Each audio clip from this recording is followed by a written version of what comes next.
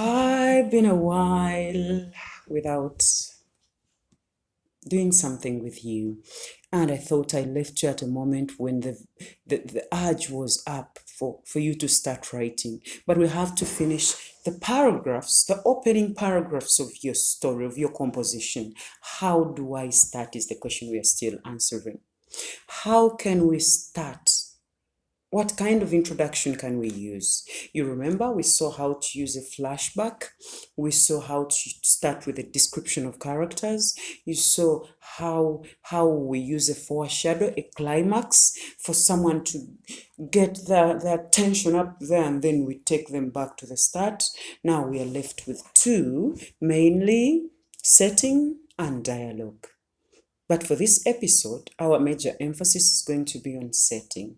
Setting can simply mean time and place of your writing.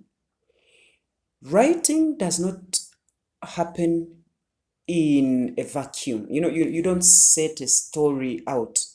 It is supposed to be in a particular place. Is it a discotheque?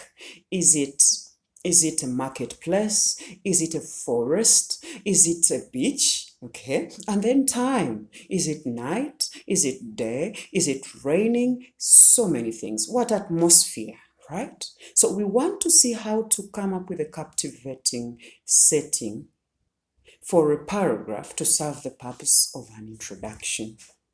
And we are going to use a paragraph that opens the lemon orchard. Okay, that is from Alex Laguma's A Walk in the Night and Other Stories.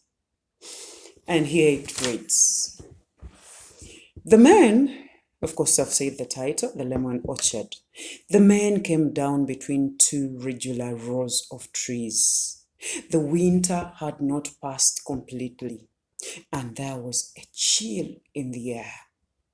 And the moon was hidden behind long, high parallels of cloud which hung like suspended streamers of dirty cotton wool in the sky.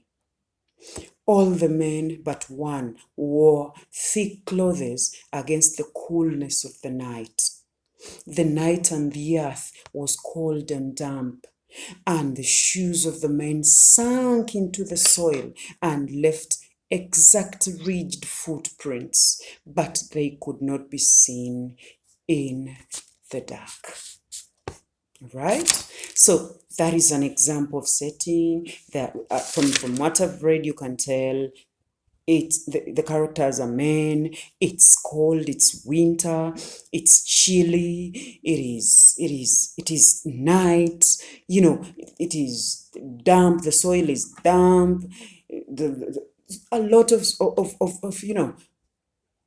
vivid description of the place. Okay, so you can choose to pick which particular setting you're going to use. Is it a love story? Are lovebirds out? You start by describing that setting. Is it a beach? Okay. Is it some romantic, place? But try and bring your reader into what you're going. But what I like most is when you want to scare your reader.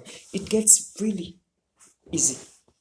Because tell me, will you scare your reader by talking about stars and the moon and birds?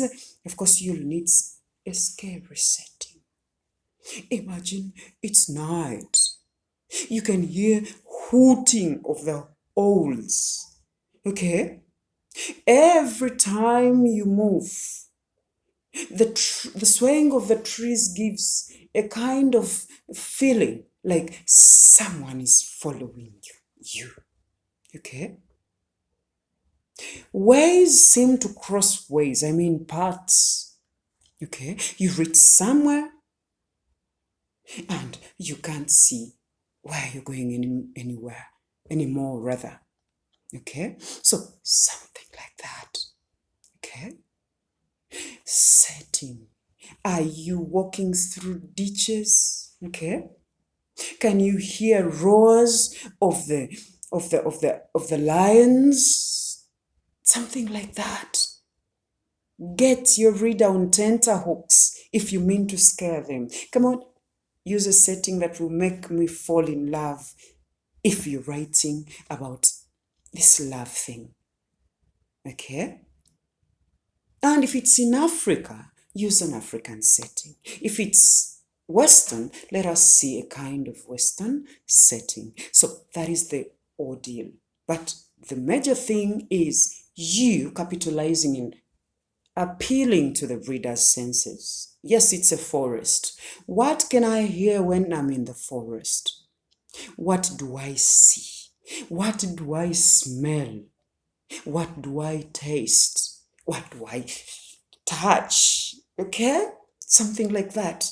And then your reader will find themselves engulfed in your reading. They cannot move it.